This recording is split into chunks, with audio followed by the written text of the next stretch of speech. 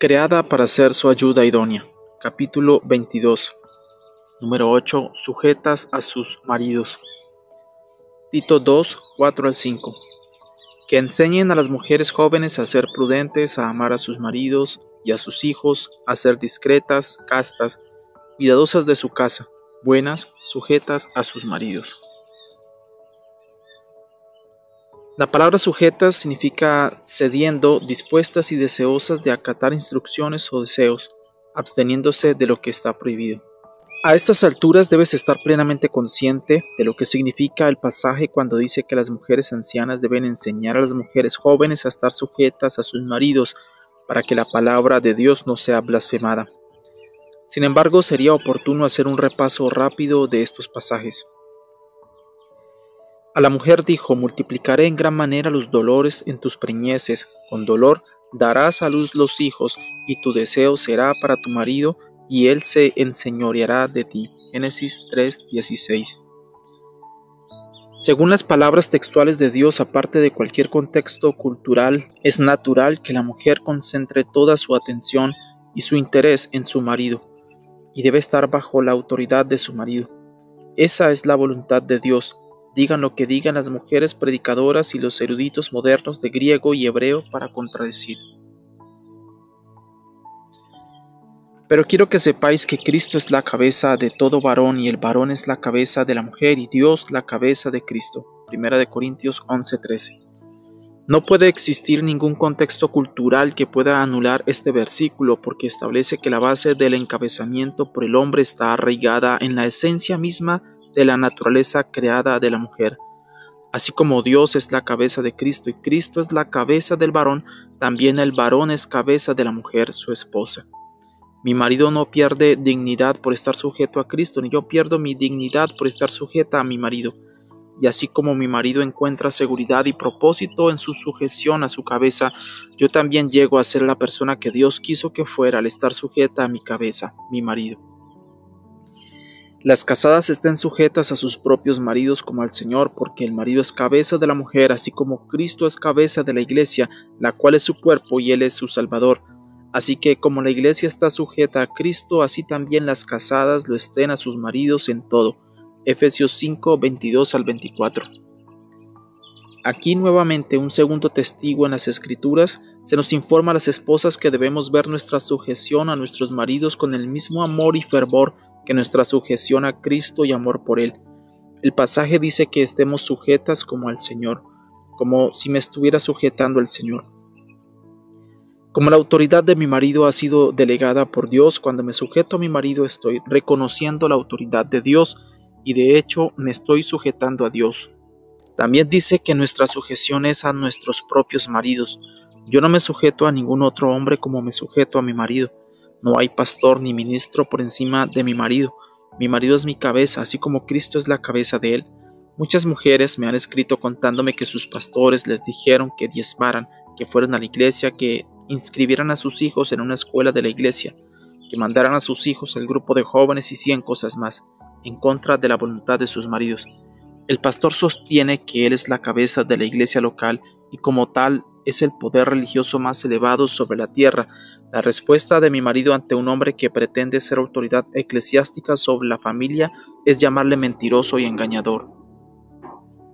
La Escritura enseña claramente que la esposa debe sujetarse a su marido. Cuando nuestra hija mayor estaba a solo 2 meses de casarse, le hizo a su papá una pregunta teológica. Recuerden, ella era graduada de una escuela bíblica y había pasado 3 años en el campo misionero. Pero en lugar de contestarle como lo había estado haciendo durante 26 años, le dijo: yo no puedo contestar tus preguntas bíblicas, porque ahora debes creer lo que cree tu marido. Él va a ser tu cabeza y tú lo seguirás a él. Es tiempo de que te acostumbres a tu nuevo papel. Pregúntale a él lo que cree sobre el asunto. Eso es lo que significa dar a tu hija en matrimonio. Significa pasar la antorcha a nueva unidad familiar de una sola carne. Por lo demás, cada uno de vosotros ame también a su mujer como a sí mismo, y la mujer respete a su marido. Efesios 5, 32 al 33. Como esposas, debemos reverenciar a nuestros maridos como cabezas designadas por Dios. 1 de Pedro 3:6 nos dice: Sara obedecía a Abraham llamándole Señor. Si eso es una sacudida para tu sistema religioso, cobra ánimo, porque Dios sabía que nos pudiera sorprender. Enseguida nos dice a las esposas que no estemos amedrentadas con ningún temor. No te asombres de lo que Dios ordena y no temas sujetarte a tu esposo como Dios manda. Casadas, estad sujetas a vuestros maridos, como conviene en el Señor. Colosenses 3:18. El pasaje dice que la mujer que obedece a su marido debe hacerlo como conviene o es propio en el Señor. Lo que es propio para una mujer cristiana, medítalo. Esta no es otra situación cultural singular, esto es atemporal. Desde la perspectiva que tiene Dios del matrimonio que Él instituyó aquí en la tierra, esto es propio. Así es como responde el Hijo al Padre. Asimismo vosotras, mujeres, estad sujetas a vuestros maridos, para que también los que no creen a la palabra sean ganados sin palabra por la conducta de sus esposas. Primera de Pedro 3:1. Esta es la tercera vez que Dios ha recalcado que nuestra sujeción a nuestros propios maridos no se basa en una superioridad del varón sobre la mujer. Dios no está estableciendo que un género sea superior al otro. Es únicamente en el contexto de la unión matrimonial que la mujer ha de estar en sujeción a su marido. Es el cargo que Dios le ha asignado lo que la coloca en la segunda posición de mando en la familia. Este pasaje en Primera de Pedro 3:1 al 6 aborda otro asunto que surge con frecuencia. ¿Qué sucede si mi marido es inconverso y no reconoce a Cristo como su cabeza? ¿Aún así debo seguir a un hombre que no sigue a Cristo? La siguiente carta es típica de muchas que recibo.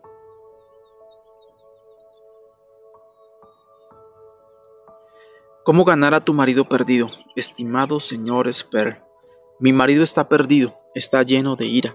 He perdido las esperanzas de algún día tener un matrimonio divino.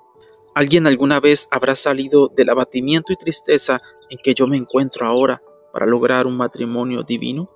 ¿Tendrá Dios en su gracia y misericordia un plan y una promesa de una manera de ganar a mi marido impío por gracia salvadora? ¿Hasta cuándo? ¿Hasta cuándo? Quiero creer que existe esperanza. Quiero creer y obedecer a Dios, sea que mi marido se convierta algún día o no, pero me encantaría tener un poco de esperanza y orientación sobre la manera de ganar a mi marido para Cristo. He orado y he clamado a Dios, he sido fiel al estudio bíblico y a la iglesia, he dado diezmos y ofrendas, pero no he visto nada de evidencias de arrepentimiento en mi marido. No quiero dejarlo, quiero amarlo, pero es difícil. ¿Quedará alguna esperanza? Amén. Dios nos da esperanza y un plan en Primera de Pedro 3. Asimismo vosotras, mujeres, estad sujetas a vuestros maridos para que también los que no creen a la palabra sean ganados sin palabra por la conducta de sus esposas, considerando vuestra conducta casta y respetuosa. Vuestro atavío no sea el externo, de peinados ostentosos, de adornos de oro o de vestidos lujosos, sino el interno, el del corazón, en el incorruptible ornato de un espíritu afable y apacible, que es de grande estima delante de Dios, porque así también se ataviaban en otro tiempo aquellas santas mujeres que esperaban en Dios, estando sujetas a sus maridos, como Sara obedecía a Abraham, llamándole Señor, de la cual vosotras habéis venido a ser hijas, si hacéis el bien, sin temer ninguna amenaza. Primera de Pedro 3:1. En estos 6 versículos Dios revela su plan para que una esposa gane a su marido perdido para la fe en Cristo. El siguiente relato verídico, parte de mi propia experiencia, ilustra la aplicación de este pasaje por una mujer que gana a su marido mediante su conducta casta, sin predicarle la Biblia. Mi amiga la reina. Cuando yo era una esposa joven, mi mejor amiga tenía un marido inconverso. Ella siempre me recordaba a una reina. Ella tenía una presencia singular, además de su belleza, aplomo e inteligencia. Era hija de un pastor, criada muy religiosamente, con normas elevadas, pero cuando tenía 17 años de edad, se encontró con un joven encantador, el primer hombre que jamás hubiera mostrado interés en ella. Ella se enamoró a primera vista y se casaron a escondidas. Ella pronto descubrió que su marido era muy trabajador cuando trabajaba, pero tenía varios malos hábitos que incluían el uso de tabaco en diversas formas, maldiciones, gritarle a ella cuando se enojaba y pornografía. Para cuando yo la conocí, ella había llegado al arrepentimiento y estaba tratando de lograr que funcionara este matrimonio en yugo desigual, mediante la gracia de Dios y su creciente temor del Señor, pudo hacer realidad el capítulo del amor de 1 de Corintios 13. El amor es sufrido, es benigno, el amor no tiene envidia, el amor no es jactancioso, no se envanece, no hace nada indebido, no busca lo suyo, no se irrita, no guarda rencor, no se goza de la injusticia, mas se goza de la verdad. Todo lo sufre, todo lo cree, todo lo espera, todo lo soporta. 1 de Corintios 13, 4-7. Cuando él era descortés o insensible, ella no se envanecía con justa indignación. Cuando él era cruel y la maldecía, ella era amable y lo soportaba. Toleraba sus descuidos y creía que traería a casa su salario en lugar de gastarlo en el camino. La mayor parte del tiempo pudo soportarlo todo con alegría y gratitud. Cuando ella vino a pedirme consejo, oculté el asco que sentía y le dije lo que dice la Biblia, no lo que yo sentía. Para honrar a Dios tienes que honrar a tu marido. Cada día yo sentía que estaba presenciando una batalla celestial y Dios estaba ganando. Aparte de su uso de pornografía, el vicio que le causaba más repugnancia a ella era su suciedad física. Él frecuentemente le pedía cosas que eran repulsivas porque él no se había bañado. Yo me sentía realmente enferma cuando pensaba en ella en esa situación. Sin embargo, ella se sujetaba y respondía a sus deseos. Por supuesto, ella le decía cuánto le gustaría a ella y lo bien que se sentiría él si se bañara. Ella creía lo que dice 1 de Pedro 3, 1-2.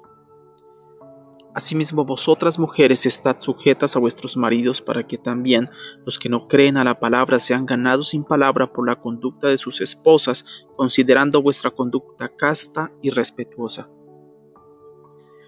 Lo que lo ganó no fue que ella fuera a la iglesia o tuviera su devocional. Lo ganó porque respondió frente a él con honra y afecto. Jamás se le ocurrió a ella avergonzarlo ni impresionarlo con su religión que era auténtica. Y no honraba a su marido porque así hubiera sido enseñada durante su crianza. Era un milagro diario para ella. Ser testigo de su experiencia desarrolló fe en mí como nada lo hubiera hecho antes. Yo había visto la conversión de miles de personas durante el movimiento Jesús. En la década de los 60, había visto expulsión de demonios y había visto que las personas fueran sanadas de enfermedades terribles, pero ver a una muchacha embarazada de 18 años caminando delante de Dios en la pureza de la obediencia a Él era verdaderamente milagro de milagros.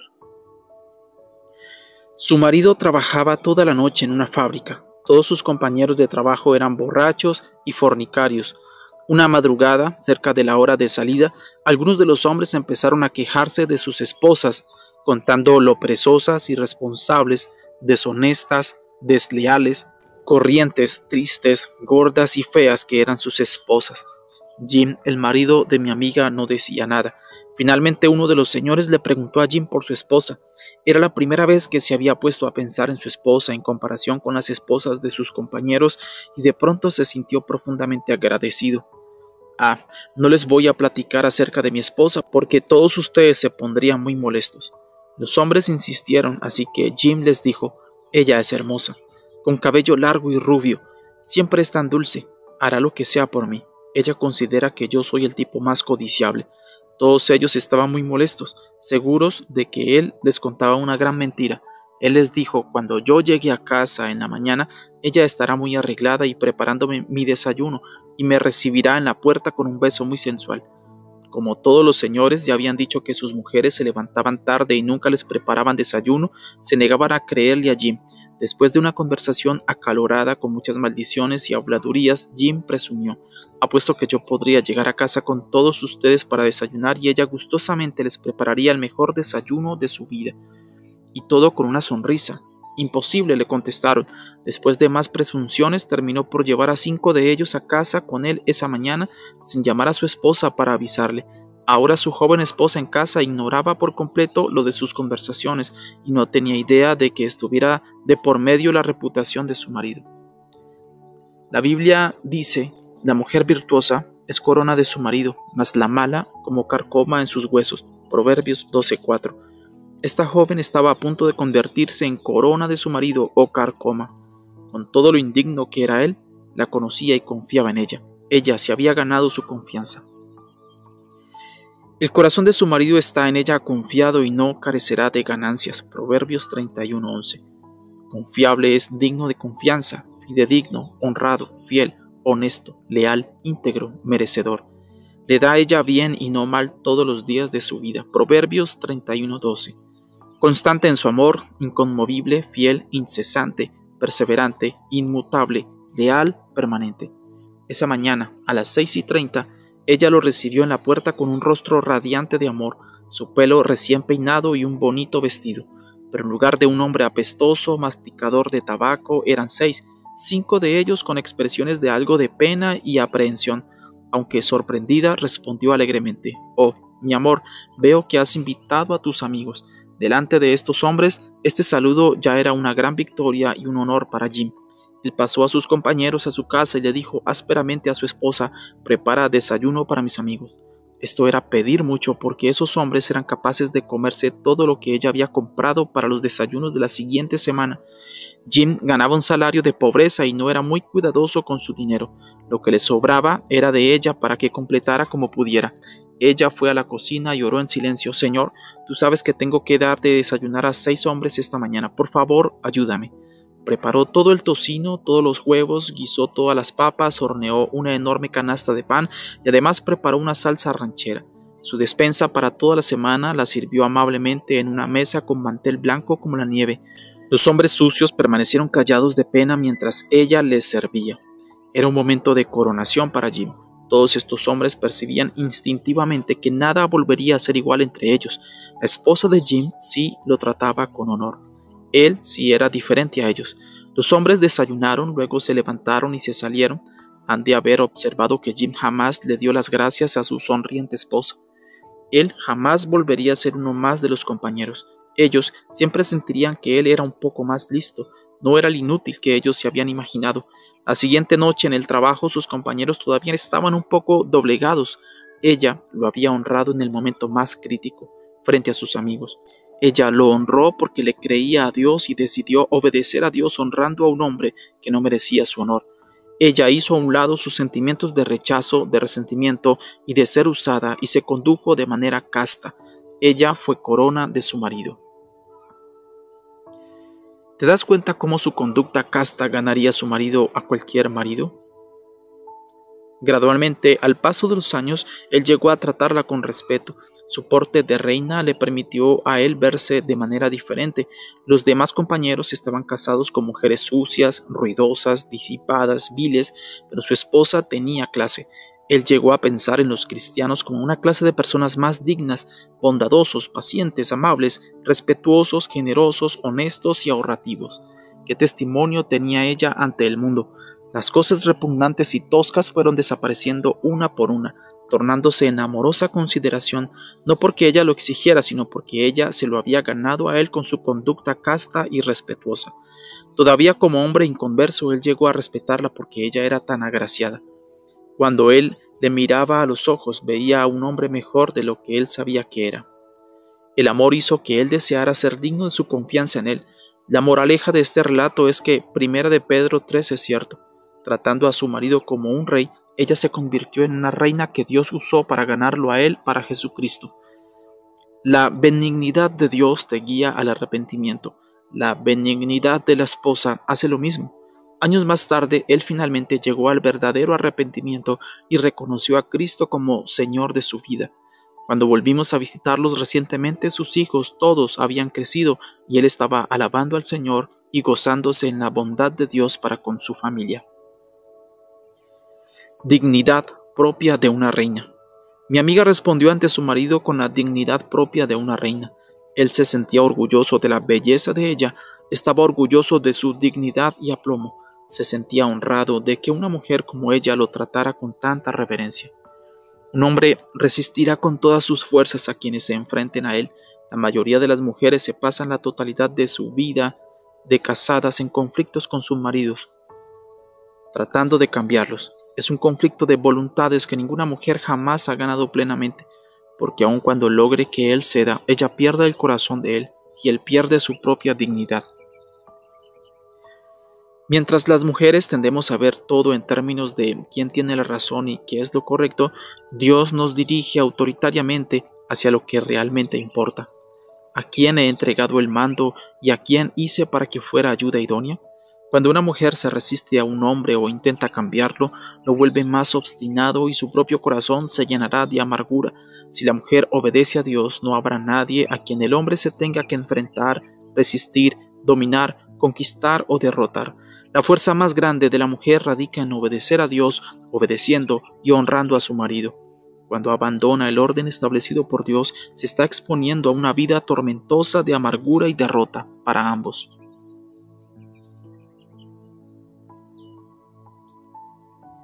He recibido muchas cartas de mujeres que dicen: por tu manera de escribir, has de pensar que todos los hombres son como tu marido. No, y mi marido no siempre ha sido como es ahora. Ahora es una obra de arte, y no me refiero a su cuerpo. Dios lo ha cambiado con el paso de los años, y si algunas de ustedes estuvieran casadas con él, aún ahora me estarían escribiendo cartas pidiendo consejo respecto a la manera de encontrar la gracia para soportarlo.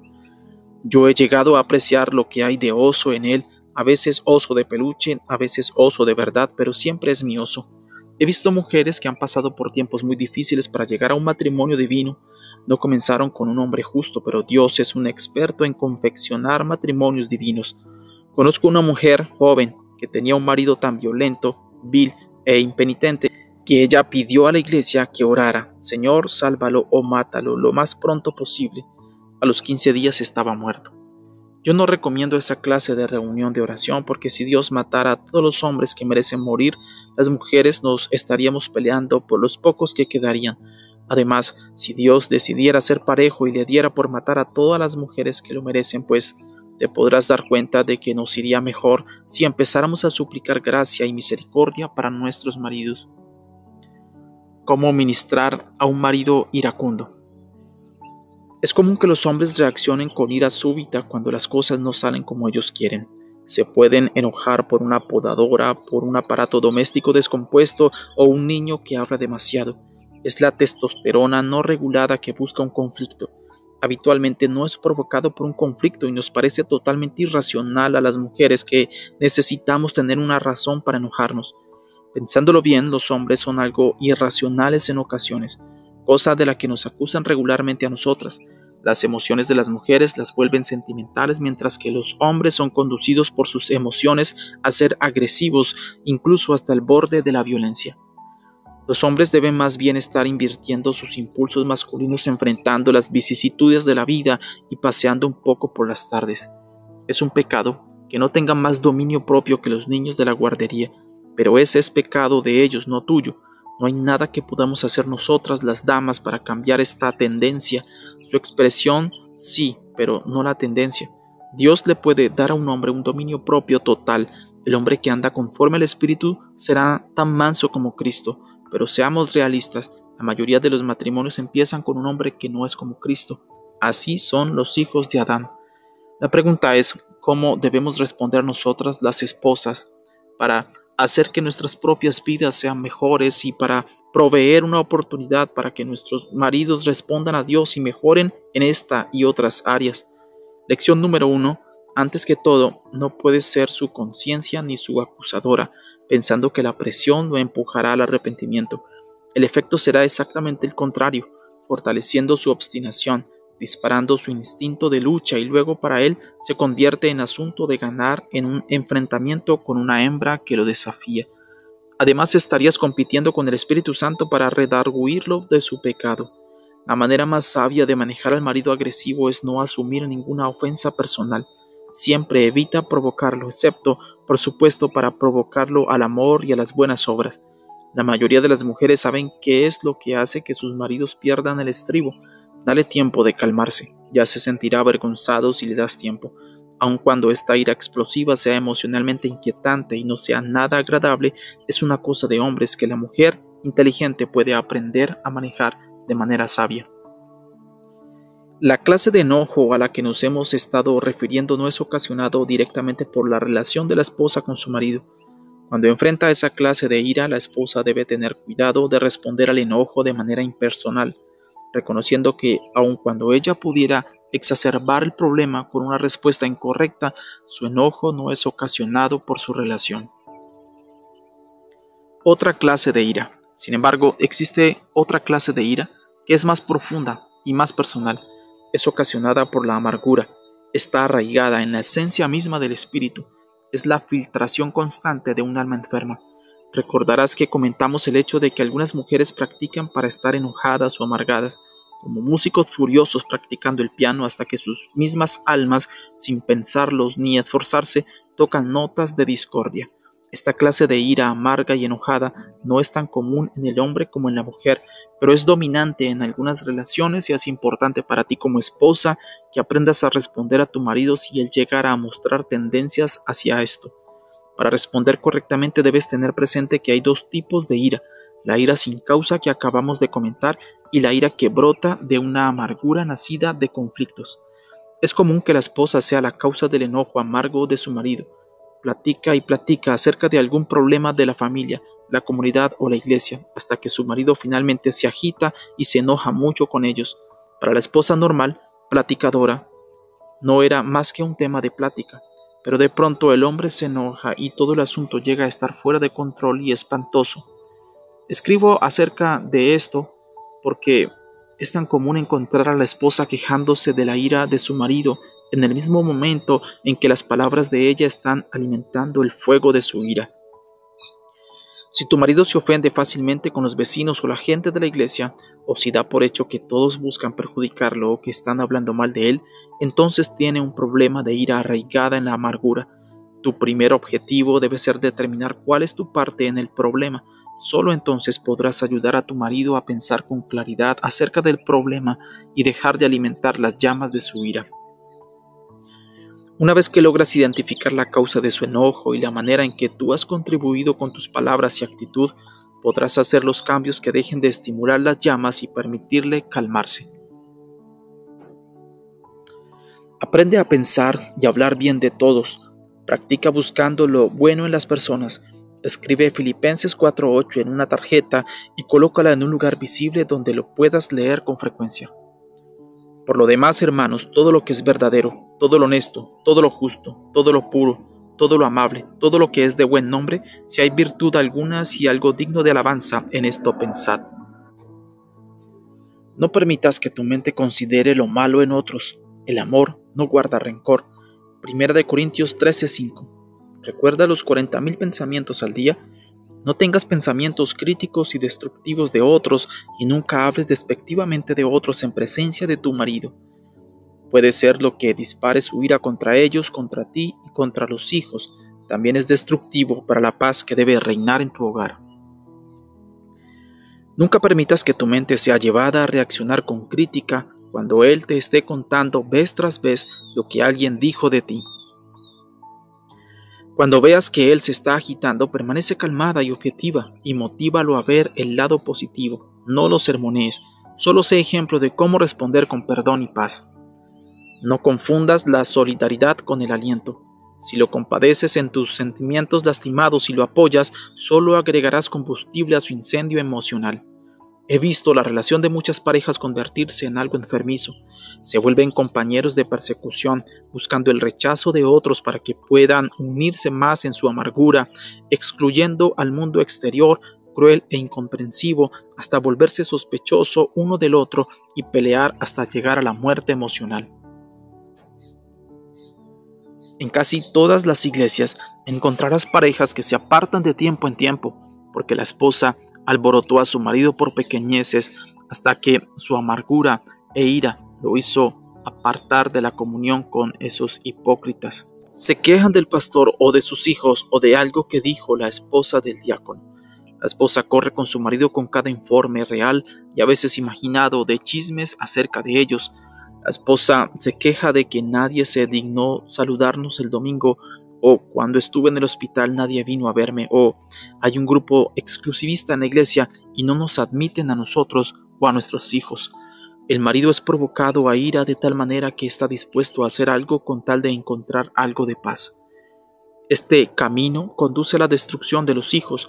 Con el tiempo la esposa se convierte en mártir, hablando en tonos callados de su sufrimiento por mano de su esposo. Se resiste a la disciplina que él aplica a los hijos y los protege a ellos de la ira de él. Los hijos crecen amargados y apartados de la comunión cristiana. La esposa asiste a reuniones de mujeres buscando oración por su marido y es admirada como una mujer que ha de sufrir mucho. Ella ha tendido su cama de autocompasión y ha aprendido a disfrutar sus placeres enfermizos. La esposa sí es determinante. Conocí una vez a un joven muy respetado en la comunidad, un fuerte líder tanto en su familia como en la iglesia. Murió su esposa joven y lo dejó con varios niños pequeños. Con el tiempo se casó con una simpática viuda. Según todas las apariencias tenían un matrimonio feliz, pero después de poco tiempo el hombre empezó a manifestar un carácter débil y retraído. Se volvió defensivo y se ofendía cuando no había ninguna intención de ofenderlo. Carecía de la actitud de autoridad que había tenido en un tiempo y jamás volvió a ser líder. Se apartaba con sus hijos más y más de la gente y posteriormente de la iglesia. Aunque nunca abandonó la fe, de hecho se consideraba más justo que otros. Creo que lo que más impacto causó en mí fue la diferencia en su postura y su marcha. Durante su primer matrimonio caminaba con mucha seguridad, casi con arrogancia. Después de su matrimonio con la segunda esposa, su marcha se volvió lenta e insegura. Le colgaban los hombros y nunca mostraba actitud desafiante. Parecía muy retraído. Con la primera mujer siempre llegaba temprano a la iglesia y tomaba iniciativa. Con la segunda llegaba tarde y se iba temprano. Aliento versus solidaridad. ¿Una mujer podrá influir para producir tanta diferencia? Desde mi perspectiva, ambas mujeres eran unos tesoros.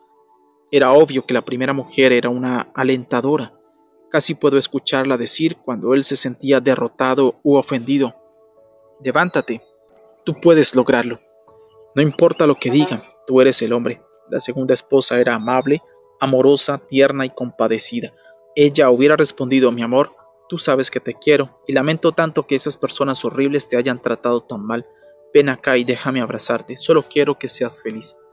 Recuerda cómo Acab se acostó con su rostro hacia la pared cuando estaba molesto porque no podía tener la viña que quería. Jezabel también estaba llena de compasión. Esta segunda esposa tenía buenas intenciones. Ella se sentía consolada y realizada al consolar. Probablemente mimó a su marido hasta desarrollar en él respuestas infantiles.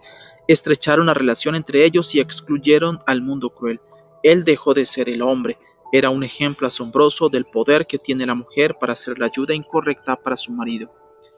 Si percibes que tu marido empieza a sentirse ofendido o a sospechar de las motivaciones de quienes lo rodean, nunca lo compadezcas ni apoyes sus sentimientos heridos.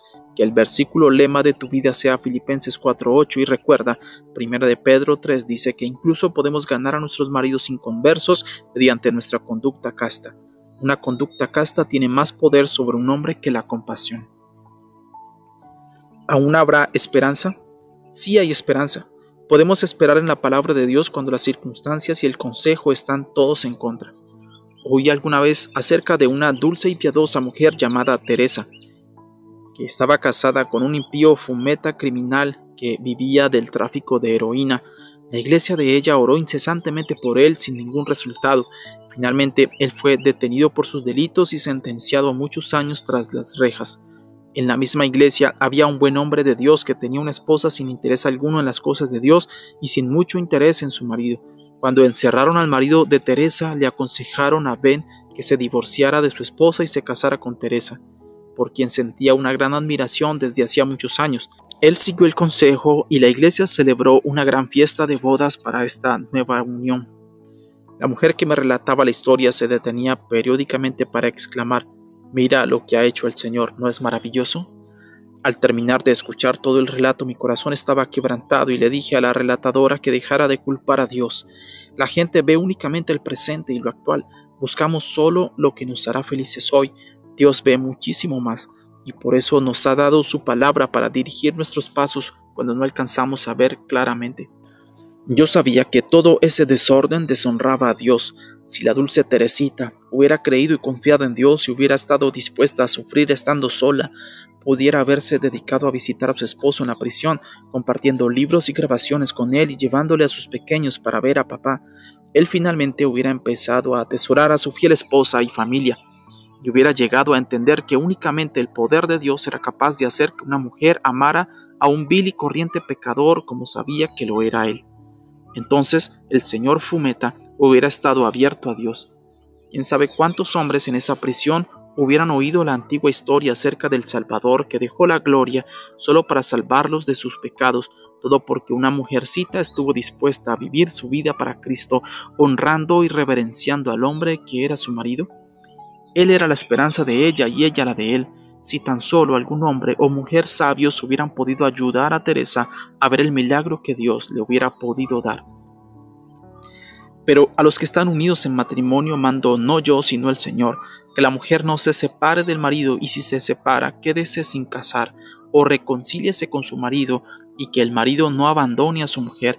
Y a los demás yo digo, no el Señor: si algún hermano tiene mujer que no sea creyente, y ella consiente en vivir con él, no la abandone. Y si una mujer tiene marido que no sea creyente, y él consiente en vivir con ella, no lo abandone. Porque el marido incrédulo es santificado en la mujer, y la mujer incrédula en el marido. Pues de otra manera vuestros hijos serían inmundos, mientras que ahora son santos. Pero si el incrédulo se separa, sepárese, pues no está el hermano o la hermana sujeto a servidumbre en semejante caso, sino que a paz nos llamó Dios. Porque, ¿qué sabes tú, oh mujer, si quizá harás salvo a tu marido? ¿O qué sabes tú, oh marido, si quizá harás salvo a tu mujer? Primera de Corintios 7, 10 al 16. ¿Hay esperanza? Claro que hay esperanza. No siempre es como pensamos que debe ser la esperanza. Dios nos ha dado un plan mediante el cual, a través de nuestra sujeción y reverencia, Él puede cambiar el corazón de cualquier hombre en alguna medida. A fin de cuentas, las Escrituras nos enseñan que hay algo mucho más grande e importante para Dios que nuestra felicidad. No se trata de nuestra felicidad, se trata de nuestra santidad. No importa cuánto duela, no importa si vemos resultados aun cuando el marido no se convierta. Dios es digno de nuestra obediencia, que a los ojos de Él es adoración. He aquí el ojo de Jehová sobre los que le temen, sobre los que esperan en su misericordia. Salmo 33, 18. 3 asuntos claves: nuevo matrimonio, anticoncepción y la cubeta de la cabeza. Primero, pero ya me volví a casar. Estimado señor Sperr, es triste saber que uno se ha perdido la voluntad de Dios para su vida. Yo deseo hacer la voluntad de Dios y con la ayuda de mi iglesia estoy dispuesta a poner mi vida por Cristo. Mi primer marido me dejó, me pidió el divorcio. Por supuesto que yo nunca acepté y ofreció darme todo, incluyendo a los niños, con la condición de que no exigiera pensión alimenticia. Si yo pedía eso, él iba a pelear por los niños. Dejé que se saliera con la suya, con tal de salvar a mis hijos. Él no era cristiano y vivía una vida egoísta y egocéntrica. Cuando dos están unidos en yugo desigual es tan difícil. Él no tenía ningún interés en la iglesia ni en leer la Biblia, ni era una mala influencia para los hijos. No me dio tristeza verlo partir. 3 años más tarde conocí a Fred y me casé con él. Ambos éramos divorciados y los dos trajimos niños al nuevo matrimonio. Durante los últimos 12 años hemos tenido altas y bajas. Yo empecé a sentir que algo no era correcto en cuanto a nuestra relación sexual, y le pedí que me concediera tiempo para analizarlo. El sexo simplemente parecía ser incorrecto y yo no quería volver a deshonrar a Dios una vez más. Dios me condujo a una mujer que asistía a una iglesia muy conservadora a 1 hora de distancia. Le pedí a Fred que nos llevara a la iglesia de ella, pero él no quería dejar nuestra iglesia, además de que se negaba a manejar tan lejos, solo para asistir a la iglesia. Yo fui solo para ver cómo era y allí fue donde finalmente entendí lo que Dios trataba de decirme. Ahora sé que delante de Dios, Fred y yo realmente no estamos casados. Es terrible pensar en todos esos años que viví en adulterio. Que Dios me perdone. Como quiera, le dije a mi marido lo que yo pensaba y me cambié a una recámara de la planta alta. En este momento de mi vida no tengo ingreso ni casa excepto la casa que compartimos. Sé que no puedo vivir como esposa para Fred, pero él me está diciendo que sea su esposa o me salga. He orado y Dios no me ha mostrado nada. Solo quiero ser la novia pura de Cristo. La eternidad es más importante que el momento presente. ¿Qué puedo hacer? Sue-Ann. Estimada Sue-Ann, dijiste que tu primer marido no era creyente y que él te dejó. Dios nos dice, pero si el incrédulo se separa, sepárese, pues no está el hermano o la hermana sujeto a servidumbre en semejante caso, sino que a paz nos llamó Dios. Primera de Corintios 7:15. También dices que tu primer marido se ha vuelto a casar uniéndose así a otra. Mateo trata este tema en 2 capítulos diferentes. Pero yo os digo que el que repudia a su mujer, no ser por causa de fornicación, hace que ella adultere, y el que se casa con la repudiada comete adulterio. Mateo 5:32. Y yo os digo que cualquiera que repudia a su mujer, salvo por causa de fornicación, y se casa con otra, adultera. Y el que se casa con la repudiada, adultera. Mateo 19:9. ¿O no sabéis que el que se une con una ramera es un cuerpo con ella?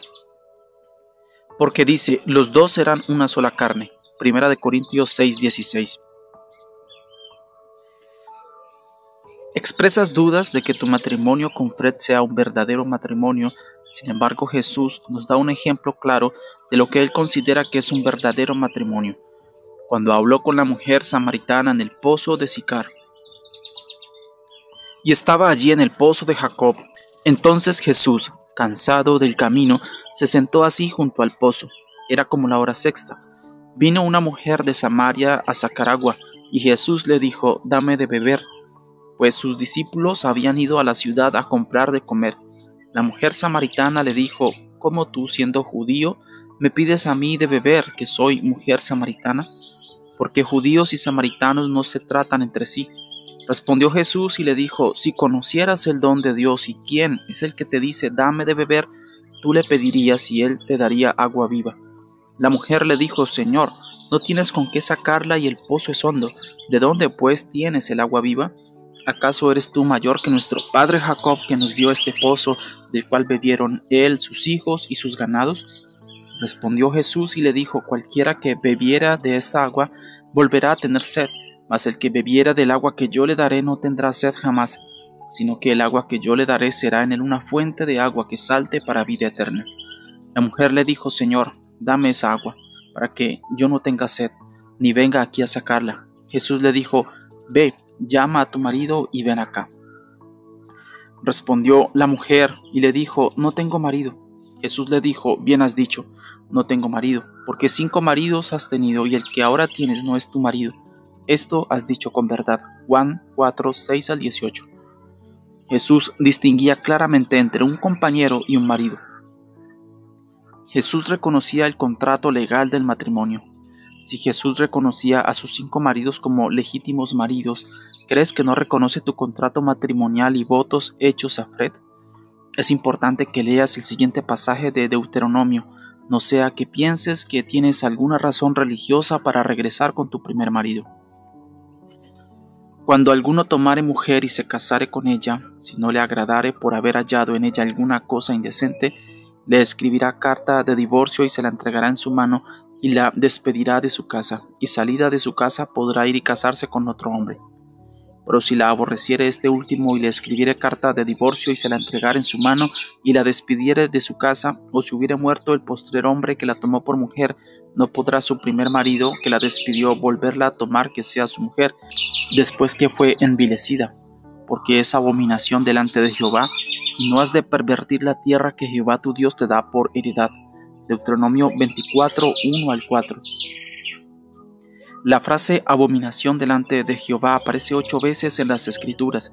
Abominación es una palabra muy fuerte aplicada únicamente a pecados terribles.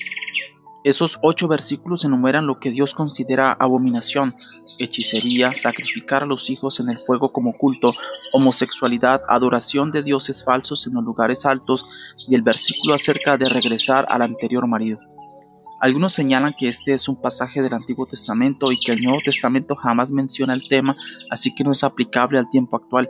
¿Crees que algo le puede parecer tan repugnante, abominable y vil a Dios en algún momento, solo para que algunos años más tarde esa misma abominación sucia se convierta en su perfecta voluntad? Yo no lo creo. Jesucristo es el mismo ayer, hoy y por los siglos. Hebreos 13:8. La conclusión del asunto. Primera de Corintios 7 trata con el matrimonio, la separación y el divorcio. Sus conclusiones son: estás ligado a mujer, no procures soltarte. Estás libre de mujer, no procures casarte.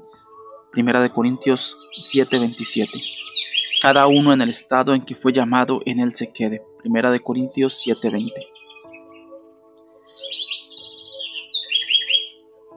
Número 2. Mi marido dijo que yo tenía que usar anticonceptivos.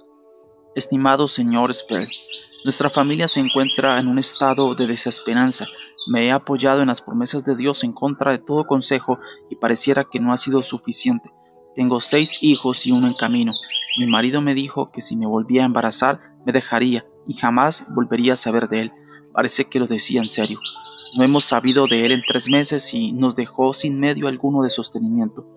Mis 2 hijos mayores fueron sorprendidos robando revistas malas en la tienda del barrio anoche. Tienen solo 10 y 11 años de edad. No es la primera vez que los muchachos han tenido problemas con la ley. Desde que intervino el Departamento de Defensa del Menor, los vecinos han registrado quejas de que mis otros hijos andan sueltos y sin supervisión. Se debe únicamente a que educo en el hogar. Es como si el diablo no estuviera satisfecho mientras no me haya robado a todos. Cuando nos casamos yo creía que mi esposo era un buen hombre. Trabajaba duro, asistía a la iglesia, le encantaba el coro. Tuve cuidado de casarme con un hombre que gozara de la aprobación de mis padres. Desde el principio él dijo que solo quería 2 hijos, cuando mucho. Él no es muy tolerante y no soporta el ruido ni el tiradero. Eso estaba bien conmigo hasta que el Señor me habló de la manera más dulce acerca de lo preciosos que son los niños para él. Comprendí que yo ya no podía usar anticonceptivos cuando me enteré de cuántos métodos llamados anticonceptivos ocasionan homicidio. Le supliqué a mi marido que escuchara al Señor y considerara su decencia, pero cada vez que yo me embarazaba, él parecía alejarse y aislarse más. Pasaron meses sin que tuviera relaciones conmigo y creo que era porque simplemente ya no quería tener más hijos. ¿Cómo es posible que un hombre que dice ser salvo deje a su familia? Yo amo a todos mis dulces bebés. Sinceramente creía que mi esposo se arrepentiría. Necesito ayuda, excepto por el Estado. No tengo ingreso ni nadie que me proteja a mí ni a mis preciosos hijos. ¿A dónde me dirijo? ¿Cómo es posible que Dios nos haya abandonado? Si tienen algún consejo o algún lugar a donde podamos dirigirnos para encontrar refugio seguro, por favor escríbanme pronto. Diana. El asunto del control de la natalidad. Dios nos dice en 1 de Timoteo 5:14, quiero que las viudas jóvenes se casen, críen hijos, gobiernen su casa, que no den al adversario ninguna ocasión de maledicencia. Es claro que la voluntad de Dios es que las mujeres jóvenes se casen y tengan hijos. No hay nada más precioso para mi esposo y para mí que nuestros 5 hijos.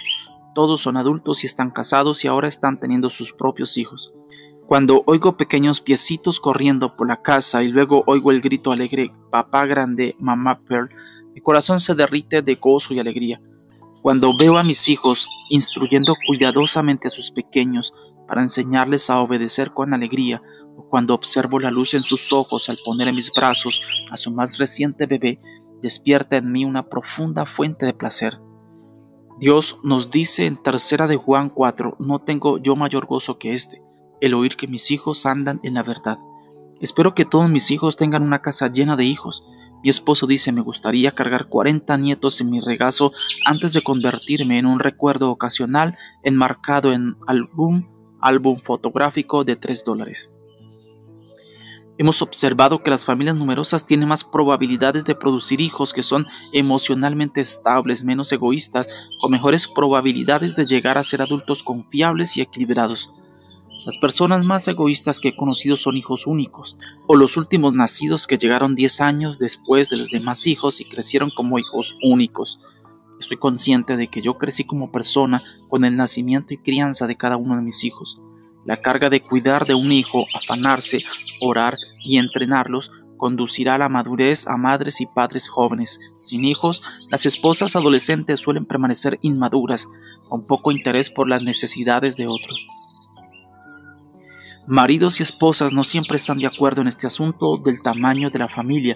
En ocasiones, como en la carta anterior, los maridos expresan a las esposas que no desean tener un gran número de hijos. La esposa toma lo que ella considera la postura superior, convencida de que el uso de métodos de control de la natalidad, alguno que no aborte un huevo fecundado o espaciar sus partos mediante una planeación cuidadosa, equivale a no confiar en Dios.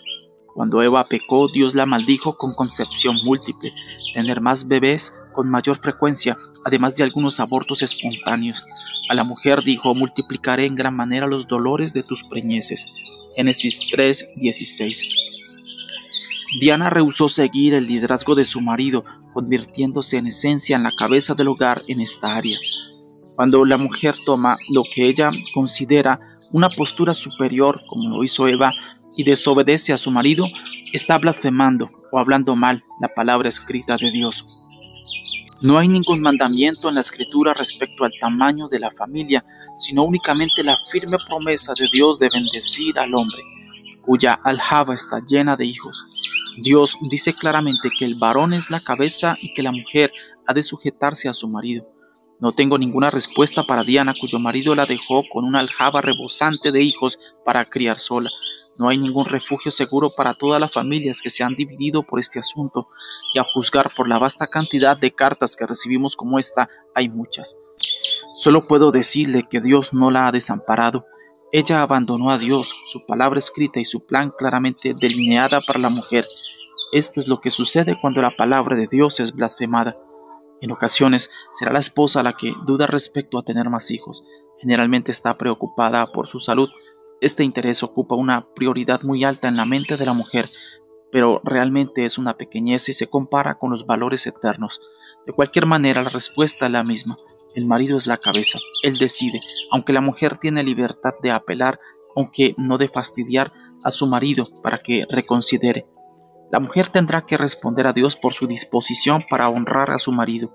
El lugar del hombre es de mucho mayor seriedad. Él rendirá cuentas a Dios por la manera en que ha guiado a su familia y por las decisiones que ha tomado. Alégrate de ser mujer con una orden clara y sin complicaciones. Número 3. ¿Qué hay de la cubierta para la mujer? Estimado señor Sperr, ¿podrían explicarme qué es lo que significa cuando la Escritura dice que la mujer debe cubrirse la cabeza? Una buena amiga me mandó un librito que se llama ¿Debe ella usar velo? Dios le ha traído a ella convicción respecto al uso de la cubierta y ella quería compartir conmigo el gozo del uso de una cubierta. Mi marido considera que es una tontería y se niega siquiera a comentar el asunto. Me dijo que hiciera lo que quisiera, pero que si hacía lo que él quería, no usaría ese ridículo trapito. Sí me pidió que les escribiera a ustedes porque sabe que leo sus escritos sobre la crianza de los hijos. También sabe que ustedes son bien conocidos por su postura de que la mujer debe honrar a su marido, y él cree que la apoyarán a él en relación con este asunto. Mientras escribo me estoy preguntando por qué algunas de las mujeres que he visto en su revista No Greater Joy llevan cubierta la cabeza y otras no. O se vive conforme las convicciones que uno sostiene o no las sostiene. ¿Cuál es el caso? Darlene. Estimada Darlene, la razón por la que ves que algunas mujeres usan cubiertas adicionales en la cabeza y otras no, es que la iglesia no es la cabeza de la mujer, lo es el marido. Si un hombre quiere que su esposa lleve una cubierta adicional, ella debe usarla, pero si no, no debe usarla. Las convicciones son de cada varón, no de la mujer y no de la iglesia. La palabra de Dios dice claramente que la iglesia no tiene tal costumbre. 1 Corintios 11:16. El pasaje al que te refieres es 1 Corintios 11, 2 al 16. Al leer el pasaje observarás que el tema es la cadena de mando espiritual. Esta cadena de mando espiritual recibe el nombre de instrucción. Dios dice, retenéis las instrucciones. El texto pone en claro dos cosas. La cubierta es una costumbre que no es parte de la iglesia y el encabezamiento de la mujer por su marido es una instrucción que Dios manda que observemos. Os alabo, hermanos, porque en todo os acordáis de mí y retenéis las instrucciones tal como os las entregué. Pero quiero que sepáis que Cristo es la cabeza de todo varón y el varón es la cabeza de la mujer y Dios la cabeza de Cristo. 1 Corintios 11, 2 al 3. Estos versículos introducen el tema de este capítulo. El tema no es la cubierta de la cabeza, que en el versículo 16 se llama costumbre, es la cadena de mando. La mujer tiene una cabeza, su marido. El varón tiene una cabeza, Cristo.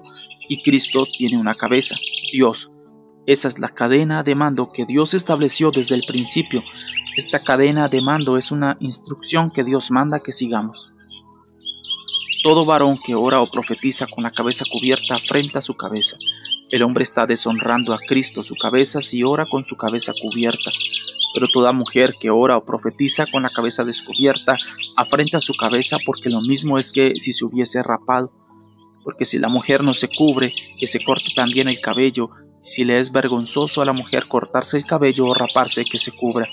Una mujer deshonra a su marido su cabeza si ora descubierta. Es una vergüenza, desgracia, que una mujer se corte el cabello o se rape. Por tanto, cúbrela. Porque el varón no debe cubrirse la cabeza, pues él es imagen y gloria de Dios, pero la mujer es gloria del varón. Los versículos 7, 8 y 9 dan un resumen del asunto.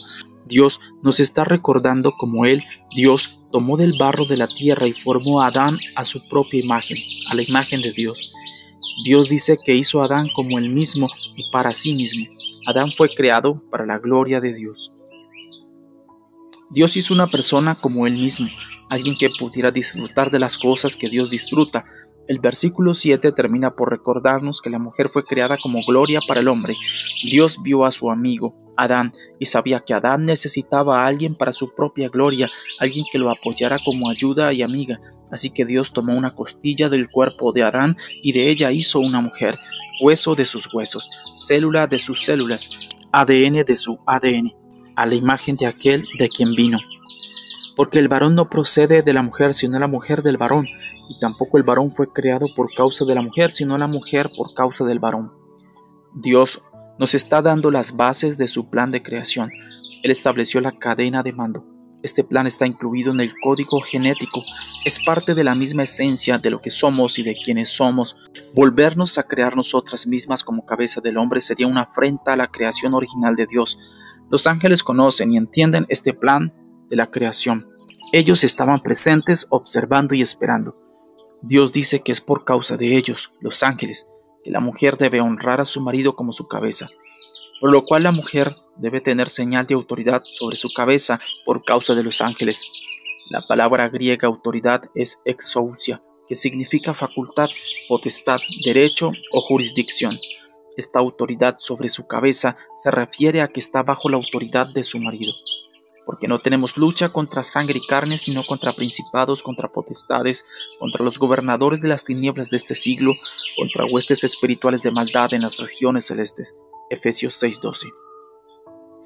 Este es un asunto espiritual establecido en el momento de la creación. La mujer que permanece bajo la autoridad de su marido, con la señal externa del cabello largo o alguna otra cubierta de la cabeza que ocupa el lugar del cabello largo que no tiene, está comunicando a los gobernadores de las tinieblas de este mundo: yo pertenezco a este hombre y me encuentro bajo la seguridad de su encabezamiento espiritual. Ustedes no pueden meterse conmigo. Cuando un hombre ora o profetiza con pelo largo o una tela sobre su cabeza, pudiera estar enviando mensajes extraños a las huestes espirituales de maldad en las regiones celestes. Pero en el Señor, ni el varón es sin la mujer, ni la mujer sin el varón. Porque así como la mujer procede del varón, también el varón nace de la mujer, pero todo procede de Dios. Pablo reconocía que si estos versículos se malinterpretaban, podrían dejar a las mujeres sintiéndose insignificantes. Así que el Espíritu Santo lo mueve a insertar el hecho asegurador de que no habría hombre alguno si Dios se hubiera detenido con Adán. Se requiere de hombres y mujeres para el plan creador de Dios. Pablo continúa con una apelación a nuestra misma naturaleza. Juzgad vosotros mismos. ¿Es propio que la mujer ore a Dios sin cubrirse la cabeza? ¿Es propio? En el griego prepo significa correcto o adecuado. ¿Que una mujer ore descubierta? De nuevo Pablo apela a nuestro entendimiento innato de la naturaleza humana. Dice que no es propio que una mujer ore descubierta, pero para el hombre orar con la cabeza cubierta es una franca vergüenza. Observa que la cubierta, que es una vergüenza para el hombre, es su cabellera larga. ¿La naturaleza misma no os enseña que al varón le es deshonroso dejarse crecer el cabello? La misma cubierta que al hombre le trae vergüenza es una gloria para la mujer. Versículo 15. Por el contrario, a la mujer dejarse crecer el cabello le es honroso, porque en lugar de velo le es dado el cabello. La cubierta que Dios le dio a la mujer es su cabello. Nunca se menciona ninguna segunda cubierta. Para la mujer Kumboy en las montañas de Nueva Guinea, un valioso pedazo de tela sería utilizado para proteger a su bebé contra el frío, no para ponérselo en la cabeza, porque Dios le dio su cabello para cubierta. Pablo concluye su mensaje con un simple recordatorio respecto al asunto del cabello, la cubierta y la autoridad de la iglesia. Ordena a las iglesias que no contiendan por el asunto del cabello largo o corto y que no lo manejen como una costumbre divinamente aprobada. Versículo 16, con todo eso, si alguno quiere ser contencioso, nosotros no tenemos tal costumbre ni las iglesias de Dios. Sea que lleves el cabello largo o corto o uses un pañuelo, la regla de Dios sigue siendo que todas las mujeres casadas o solteras guarden silencio en la iglesia, lo cual incluye orar y profetizar. No es difícil entender esto, pero a muchos les resulta muy difícil aceptarlo. Vuestras mujeres callen en las congregaciones porque no les es permitido hablar, sino que estén sujetas, como también la ley lo dice, y si quieren aprender algo, pregunten en casa a sus maridos porque es indecoroso que una mujer hable en la congregación. 1 Corintios 14, 33 al 35. Por supuesto, la iglesia no es el edificio. 1 Corintios 14, 23. Es la asamblea de los creyentes con el fin de adorar, predicar la palabra y ministrar los dones. El capítulo 14 de 1 Corintios enseña acerca de la iglesia y sus funciones. Para contestar tu pregunta. Para contestar tu pregunta, Darlene, ¿vivimos conforme a las convicciones que sostenemos o no? Sí, las sostenemos. La Escritura enseña claramente que el único lugar seguro para una mujer es bajo la autoridad de su marido. Sentada aquí escribiendo, vienen a mi mente algunos ejemplos de esposas realmente malas. Son mujeres mayores, más sabias, más espirituales, que han corrido a sus maridos o para fines prácticos les han cerrado la puerta de la recámara. La mayoría usan el pelo largo, traen velo y vestidos piadosos y son de las mujeres más rebeldes y refunfuñonas que jamás hayan atormentado a un hombre. Las he visto en muchas partes del país. Algunas denominaciones las producen más que otras. Muchas se jactan de ser la novia de Cristo o una profetisa y se pasan la vida ayudando a otros. Las Escrituras enseñan claramente que no serán mejores como novias de Cristo que lo que son como esposas para sus maridos. En la actualidad, las mujeres se rebelan contra sus maridos para poder expresar su sujeción a Dios. Extraño de verdad, pero nada nuevo. Dios te ha dicho lo que quiere que hagan las mujeres en cuanto al cabello y ha dejado contigo la decisión de honrar su voluntad, sin que la iglesia lo ordene, puesto que no tiene costumbres en cuanto a estas cosas. Si quieres apegarte a la voluntad de Dios, tal como se revela en este pasaje, pregúntale a tu marido, ¿puedo dejarme crecer el cabello? Observa cómo se le iluminan los ojos, dirá algo así, hace años que te he estado pidiendo que dejes tu cabello largo, me encantaría. Sin embargo, ni el cabello largo ni un pañuelo en la cabeza son necesarios para un matrimonio divino. Conozco parejas que están bañadas de amor uno por el otro y el cabello de la dama es más corto que el de mi marido. Pero sería negligencia de mi parte si no te informo. El cabello largo pone un hechizo sobre los hombres que no tiene paralelo. Cuando el velo de mi cabello largo cae alrededor de mi cuerpo y mis caderas, mi viejo se vuelve loco. Hemos tenido sesiones de consejería con suficientes hombres como para saber que esta es una fantasía que todos comparten. Para las pocas damas que tienen maridos que quieren que ella use un pañuelo, pero ellas no quieren, les digo lo siguiente: deja de ser rebelde. Colócate bajo la autoridad de tu marido y usa con alegría y gratitud lo que él te pida, sabiendo que con ello estás obedeciendo a Dios y agradando a tu marido. Aprendiendo a hacer una apelación. Hubo algunas ocasiones al inicio de nuestra vida matrimonial cuando tuve diferencias con mi marido que yo sentía que debían ser resueltas. Yo sentía que tenía que hablarle y que él tenía que escuchar. Al principio él tendía a hacerme a un lado atribuyendo mis irregularidades a las hormonas femeninas. Si yo me molestaba por algo, lo primero que hacía era preguntarme si estaba reglando. Generalmente sí estaba, pero me irritaba que él atribuyera todo lo que yo hacía a las hormonas femeninas. Me parecía que él no tomaba en serio las cosas que me incomodaban. Cuando yo llegaba a expresar mis heridas o inquietudes, lo hacía, por supuesto, con profunda emoción y según él con algo de irracionalidad. Mis emociones y la fría lógica masculina de él no se podían hablar. Me tardé algún tiempo, pero finalmente aprendí a hacer una apelación que él pudiera respetar. Él aprendió a dejar de preguntarme si yo estaba arreglando. Simplemente siguió suponiendo silenciosamente que así era. Decidimos tempranamente en nuestro matrimonio que cuando algo era de tanta importancia para mí que yo consideraba imprescindible que se resolviera, él daba un paso hacia atrás, dejaba a un lado todo su ministerio y trabajo para escuchar con profundo interés y consideración. Yo tenía que estar dispuesta a abandonar el asunto después de que él lo considerara, aun cuando su decisión no me agradara.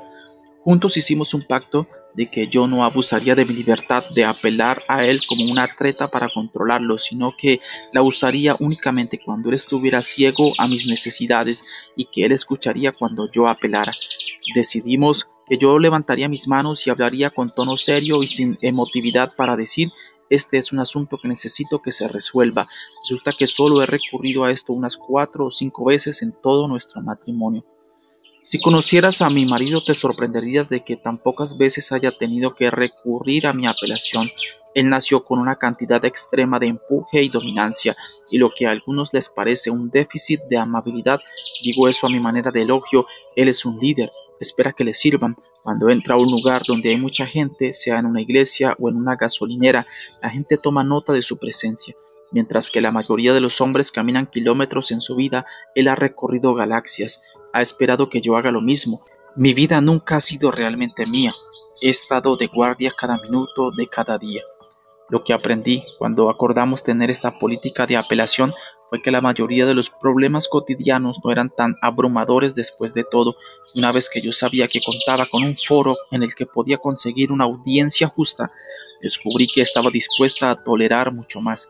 Las pocas ocasiones en que tuve necesidad de usar mi apelación giraban principalmente en torno a su incapacidad para ver la perspectiva de la mujer en algún asunto. Reflexiones sobre sujetas a sus maridos.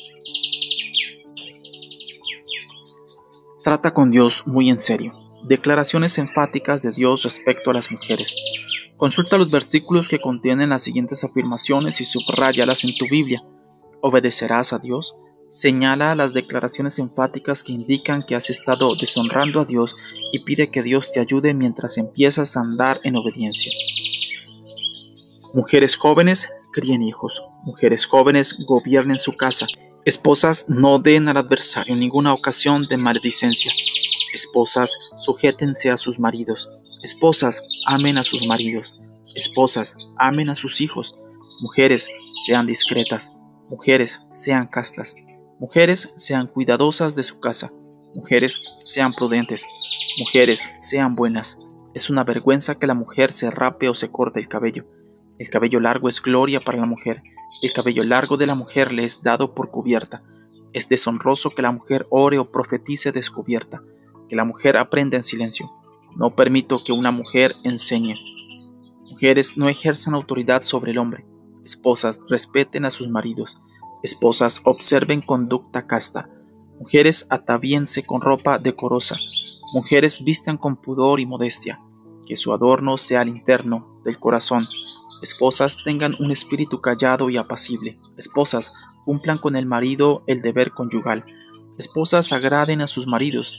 Mujeres, callen en la congregación. No se permite a la mujer hablar en la iglesia. Esposas, no sean ociosas. Esposas, no anden de casa en casa. Esposas, no sean chismosas ni entremetidas.